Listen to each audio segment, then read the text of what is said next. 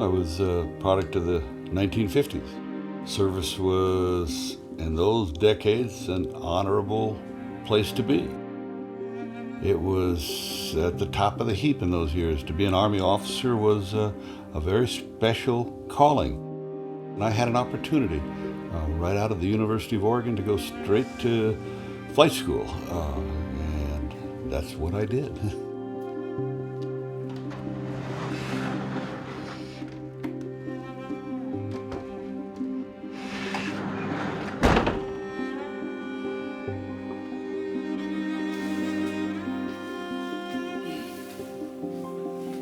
We had a huge elimination rate in flight school. You're sitting there saying, I really want to graduate. And all of a sudden it dawned on us that the war was not going to end. In fact, if anything, it had gotten exponentially worse. And I was off to Vietnam. That was in 1971, July. It was like a big adventure. I had no idea what was coming. And trust me, young man, it was not an adventure. I know my job inside and out. I'll be fine.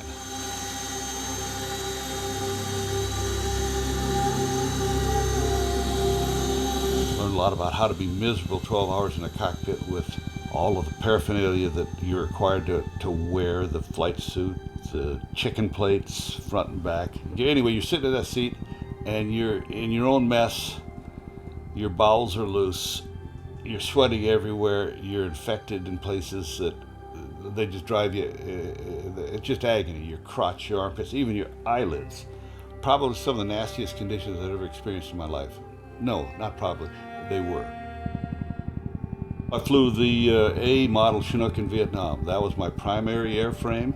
50,000 pound gross tandem rotor helicopter with an external hook and room inside for 32 people, and everything that you could possibly stuff into a flying machine we carried at one time or another, right down to pigs and chickens, but mostly artillery, 105s and the basic load of ammo when we move an entire fire base. My average day in Vietnam was usually at least 8 hours in the cockpit, and we were moving 105s. 105s all over 2 and 4 Corps.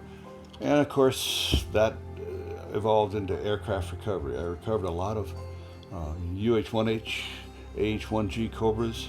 We'd come in and grab those machines and get them back to a support base, and in some real trying circumstances, particularly if we had to do this at night. It was something that will stay in your memory banks forever, swinging along with a Cobra underneath you in weather at night. The enemy was a distant factor. Weather and night were killing people right and left in flying machines. Very dangerous occupation, as the numbers attest to. 5,000 some machines, helicopters, didn't come back from that war, not counting the men. Recovering aircraft was probably as tense as anything I'd done in a flying machine up to that point. You're lifting a lot of weight, so you got a machine that is trying to spin on you underneath you. You're down to 40 knots, and you're doing this. It's just swinging like crazy. There are so many factors involved that the only solution is to go slower. And when you start going slower, of course, now you're running out of fuel. But getting shot at, that was a sidebar. Getting killed by the weather, lack of fuel, and that aircraft underneath us was much larger factors. One of the most terrifying moments by far was I was shot down in Kon Vietnam. Had a bulldozer underneath me, and we took a bunch of hits from we don't have any idea. I dropped the bulldozer, and that was a hell of a yank when I hit that switch, because there's a lot of weight getting turned loose off that hook. And then I entered auto rotation. And I'm trying to land a helicopter that's disabled, and I couldn't see. I come to find out, it was on fire, and I didn't know what had happened. I couldn't see a thing. Come to find out, I thought it was blood. It wasn't. It was oil from the forward transmission lines had been severed, and I had, 40 some quarts of 140 degree centigrade oil dumped on me. So it hurt. And then I was finally able to get my visor up so I could see where I was going. Landed the helicopter, broke a few things. But that period of time when we took those hits, making it to the ground, just begging the good Lord, don't let the ship come apart. Then it went downhill even worse. I was waiting a post-accident check ride at Pleiku, and in walked a Red Cross lady, Donut Dolly, and she says, "You're going home, your father's dead." And I thought to myself, what else? What else? So I left Vietnam about a month early, went back to my father's funeral, buried my father, and got on with my life. Got on with my life.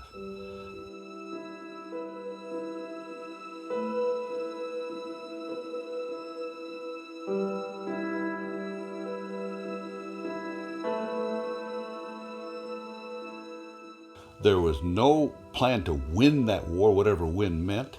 A big percentage of the nation had slipped and slid and avoided that kind of service, and I just got caught, and that made me just a pawn in that chess game, and I feel the same way today. I was bitter then, I'm bitter today, for the treatment. That I'll take to my grave. I came home and I went to Montana and got away from it for a lot of years. Just got away. But I didn't want to have a conversation with anybody, no how, no way. And I didn't. It's only been in the last 5, 6, 7 years that I started to be involved in veterans events, and now I'm up to my eyebrows in veterans events. And it's a very rewarding time in my life. Very rewarding.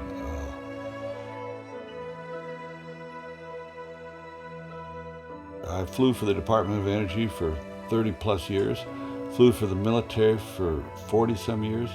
I do about 100 hours a year today in a really well restored UH-1H and an OH-6 Cayuse. I just passed my 44th Class 2 flight physical. Well, I just never lost my pilot command status. I've had it for my entire life. And it would break my heart if that ever changed. Looking back at Vietnam, the experience was life-altering. But I am the man I am today because of what I endured there and what I know I'm capable of. A lot of men don't have a clue what they're capable of. I do. I know I'm courageous. I know I'm brave. I know I don't panic. I know that if a circumstance arose today, that I could take care of business. I know that courtesy of that war. A lot of men never face that trial, have no clue how they'll react. I do. And that's irreplaceable. There are some serious people out there that lived up to the code. And my code is written in stone in my heart. I don't have to question my behavior when I go to sleep at night. I know I've lived up to my obligation, and I take it deadly seriously. What's your code? Duty, honor, country. The duty is one of the worst four-letter words in the English language. Put me in situations where I say, I can't do this, but duty requires me to. And if you don't take that seriously, you'll find a way to not perform your duty. At night, on a tactical emergency, trying to get a 105 out to an American firebase, and I'm sitting up there at 8,000 feet looking at all those sparklers, fireworks, tracers going everywhere, and it took everything in my mental makeup to use my left hand to push down on that thrust rod and descend into that hellhole. Wouldn't have done it if it wasn't for that four-letter word, duty.